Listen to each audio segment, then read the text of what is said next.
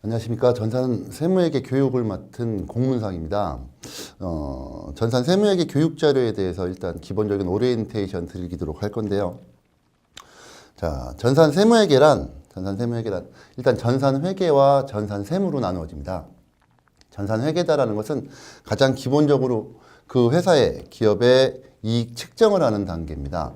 이익 측정이다라는 게 회사가 갖고 있는 자산이라든지 또는 부채라든지 또는 자본 그리고 수익과 비용에 대해서 측정하는 단계예요.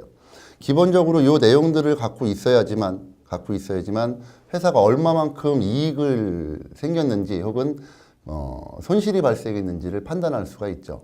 그리고 이 내용들을 바탕으로 해서 전산 세무다라는 것은 그 이익을 바탕으로 부가가치세라든지 소득세 그리고 법인세 등을 계산할 수 있는 세법 위주의 업무예요. 기본적으로 이 전산 회계가 잘 이루어져 있지 않다면 전산 세무를 공부하는 데는 많은 어려움이 있죠. 그래서 일단 전산 회계를 1단계에서 먼저 공부를 하셔야 되고 그 이후에 전산 세무를 공부를 하시는 게 순서입니다. 또 사용하는 전산 프로그램은요, 현재 가장 시험을 많이 보고 있는 시험이 세무사회에서 만든 전산 세무 회계 프로그램이에요. 근데 이 시험은 K-랩이라고 하는 한국세무사회에서 만든 교육용 프로그램을 사용을 하기 때문에 실질적으로 실무에서 많이 사용하고 있는 더존하고는 약간의 차이가 있습니다. 하지만 기본적으로 봤을 때 K-랩을 공부하는 사람들은 더존으로 실무를 할 때 전혀 어려움이 없어요. 기본적인 회계 프로그램에 대한 배치 구조가 틀린 거지 전체적인 흐름은 똑같기 때문에 K-랩을 공부를 했던 사람들이 더존으로서 시험을 보는 데는 전혀 무리가 없습니다. 그래서 두 프로그램 차이는 이 기입하는 위치만 틀리고요.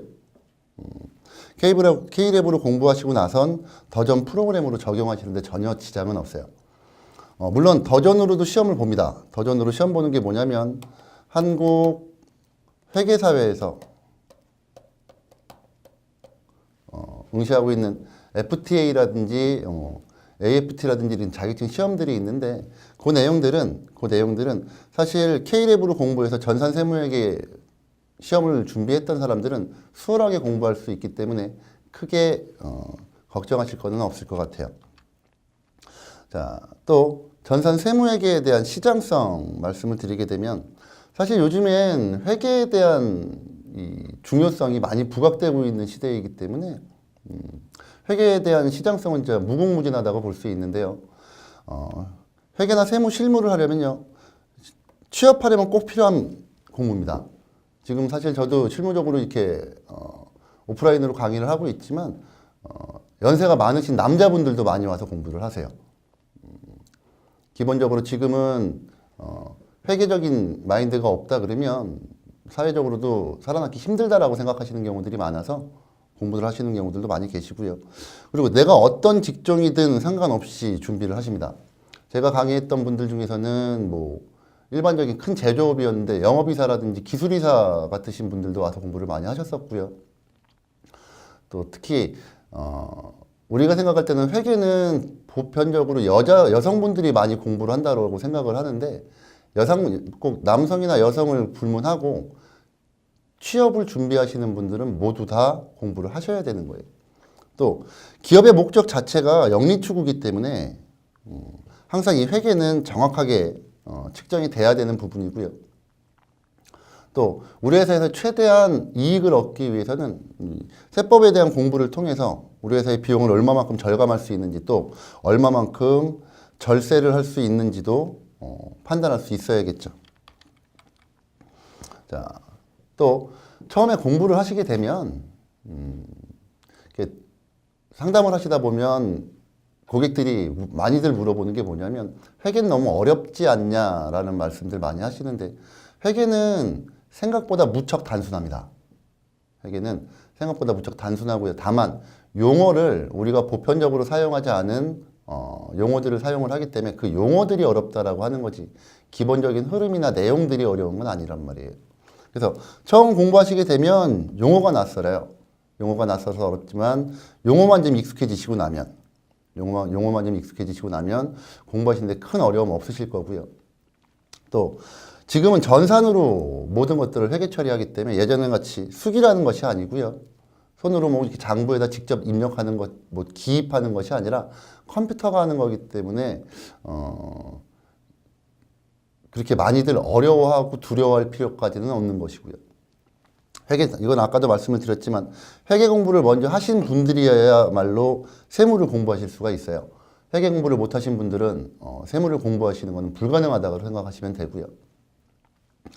자, 회사 내부적인 돈 흐름, 즉 현금에 대한 흐름이라든지 혹은 내 자산에 대한 흐름이 회계고요. 그 회계를 기반으로 해서 세금 신고하는 것이 세무라고 생각하시면 돼요.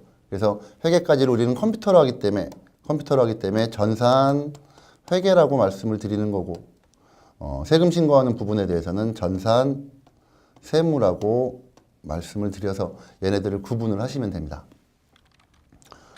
자, 또 일반 중소기업인 경우에는 회계 1급에서 전산세무 2급 정도만 알아도 실무를 하시는 데는 큰 지장은 없어요. 왜냐하면 중소기업 정도에서는 직원들한테 바라는 게 요구하는 정도가 이렇게 엄청나게 폭넓은 부분에 법인세 신고까지를 요구하지는 않기 때문에 전산세무 2급 정도 수준에서 전산세무 2급 정도에 대한 수준이다 그러면 기본적인 회계는 이미 준비가 되신 분들이고 그 다음에 요구하는 게 부가가치세랑 부가가치세 신고 그리고 연말정산 정도예요. 요 정도만 하실 수 있다 그러면 중소기업에서 회계 쪽 업무를 보시는데 전혀 지장이 없으신데 실질적으로 뭔가 좀 큰 법인에서 내가 이 재경 회계 쪽으로 취업을 나가고자 한다면 당연히 법인세 과정을 공부를 하셔야 됩니다. 법인세를 모르는 상태에서는 이 회계 쪽 업무, 격리 쪽 업무를 볼 수가 없기 때문에 기본적으로 전산세무 2급에 대한 준비가 돼 있으신 분들이 전산세무 1급 과정까지 준비하시는 게 바람직하고요. 지금 같은 경우는 저 같은 경우도 실무적으로 오프라인에서 강의하면서 보면 전산세무 1급은 지금 전산세무 2급을 공부하셨던 분들이 저변이 많이 있기 때문에 전산세무 1급을 준비하시는 분들도 상당히 많습니다. 다만 전산세무 1급 과정은 딱 여기에다가 법인세가 추가돼요. 법인세, 즉 법인 조정이라고 하죠. 이 법인 조정 과정이 끝나면 법인세에 대한 신고 납부까지 처리가 되는 거기 때문에 요 정도까지만 준비를 하셔도 좀 큰 법인에서 회계 업무를 담당하시는데 큰 지장이 없으실 거라고 봅니다. 자, 또 회계는 꼭 회사에 취업한다라는 것뿐만이 아니라 본인 스스로 사업을 하실 때도 회계를 알고 계셔야지만 이것저것 준비하실 것들도 많이 계실 거고 자기의 수익이라든지 또는 비용을 측정하시는데 많은 도움이 되실 거예요. 그래서 세무를 아셔야지만 사업하시는 사장님 입장이 되셨을 때도 훨씬 이익을 측정하시기 편하실 겁니다. 마지막으로 말씀을 드리면 회계라는 것은 지금 현재 가장 기본적으로 말씀드릴 수 있는 게 돈 계산이에요. 근데 돈이다라는 것, 즉 재화다라는 것은 사람이 살아가면서 어떻게든 가장 필요한 부분들이기 때문에 어떤 업종이든 뭐를 준비하시든 하다못해 그냥 집에서 가게에 대해서 결정을 하시더라도 꼭 회계적인 마인드를 가지고 사람이 삶을 살아가는 게 스스로에 대한 인생에 크게 도움이 될 수 있는 거기 때문에 회계 공부는 어느 분야가 됐던 어느 입장이 됐든 간에 꼭 필요한 과정이라고 생각을 합니다. 과정에 대해서 제가 말씀을 드리긴 했는데 기본적으로 가장 편하게 생각을 하시면 회계는 기본, 세무는 그 기본적인 데이터를 가지고 세금을 계산해 주는 거다라고 생각을 하시면 됩니다. 자, 이렇게 오리엔테이션 마치도록 하겠습니다. 감사합니다.